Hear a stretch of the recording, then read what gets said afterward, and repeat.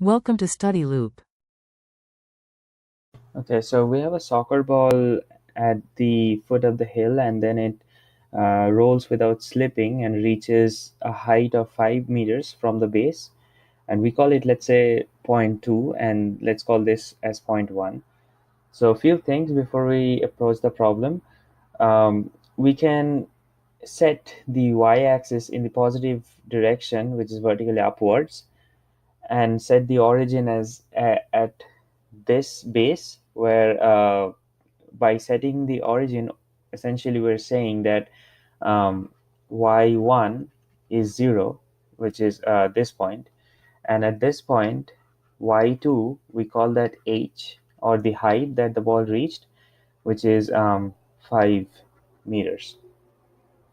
Now, since the ball is rolling without slipping, so that means the mechanical energy is conserved. There's no frictional force or any other form of force present in the system. So if the mechanical energy is conserved, we can use conservation of energy, which tells us K1 plus U1 equals to K2 plus U2, where K and U are the kinetic energy and potential energy, respectively. And K1 U1 is the kinetic and potential energy at this point, and K2 U2 are the kinetic and potential energy at this point. Also, since there is no slipping involved, we can say that the velocity, or the translational velocity, is equal to the rotational velocity or rotational speed times r, where r is the radius of the soccer ball. Also, if since we are considering the ball as a thin hollow sphere, we can say that the moment of inertia of the hollow sphere is 2/3 mr squared, where m being the mass of the soccer ball and r is the radius, of course. Excuse me. Um, so we can see the situation over here. So at this point, the ball is rolling and also going up. So there is rotational and translational uh, motion involved. And when the ball reaches here, the slipping or the rotation stops, and also the translation motion stops. So essentially the ball stops here. So the only energy that's present at this point is the gravitational potential energy, which is mgh. So basically at this point, at point two, there will be no kinetic energy, because again, as we said, that this is the ball completely stops here. And at this point, there will be no potential energy present. And the reason for that is, since we have set y1 equal to 0, so mg y1 is 0 here, because y1 is 0. So we can get the equation of this form, where k1 is equal to u2. So there will be kinetic energy at this point and potential energy at that point, and they're equal to each other. So kinetic energy at this point will be the rotational part plus the translational part. So what's the rotational part of the kinetic energy? We know that rotational part is nothing but half of I omega squared. So in our case, it will be ICM, because we're considering the center of mass um, here for the moment of inertia. And omega is the angular velocity around here. And for the translational part, it's half of mvcm squared. Right, so that's the total kinetic energy at this point, and that should be equal to the potential energy U2, which is m times g times h, where h is the height. So that's what we did here. As we mentioned, that we have set u1 equals to 0, k2 equals to 0, so we end up with this equation. And from k1, as we mentioned in the previous slide, that this is the addition of the translational part of the kinetic energy and the rotational part of the kinetic energy.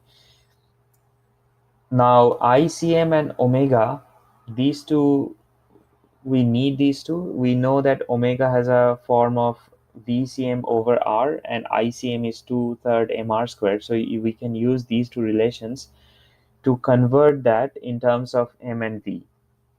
And that's what we did here. So this calculation is being done here, where we substituted ICM by 2/3 mR squared and omega by VCM over R, and we see that it's 1/3 MVCM squared. So if we put that back here and then do the calculation, we see that the total kinetic energy is 5/6 MVCM squared, which is equal to mgh. So we got rid of m's from both sides, and we see that VCM has the form 6gh over 5, where h is given as 5 meters. So we substitute that here, and g is 9.8 meter per second squared. Using those values, we see that the translational velocity is 7.67 meters per second. So that's how fast the wheel is moving. So by or at that's yeah that's how fast the wheel or the soccer ball is going up. Now we need the rotational velocity here, or in other words, the rate. um, at what rate was it at what rate the soccer ball was rotating at the base. So that's nothing but omega.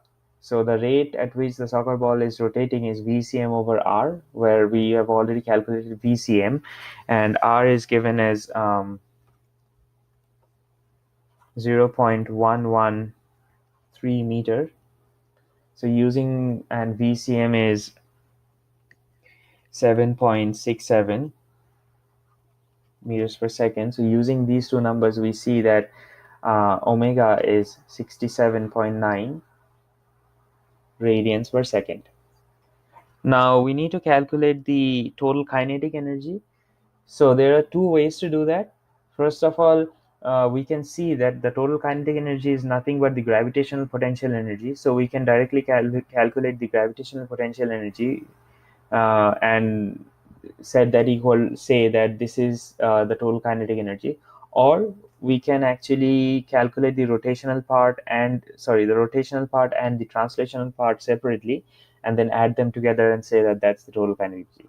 Technically they should be equal, because they, as we mentioned in this part of the problem, that the kinetic energy should be equal to the potential energy.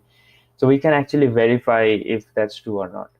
So I did the addition part, where I have calculated the rotational part and the translational part separately.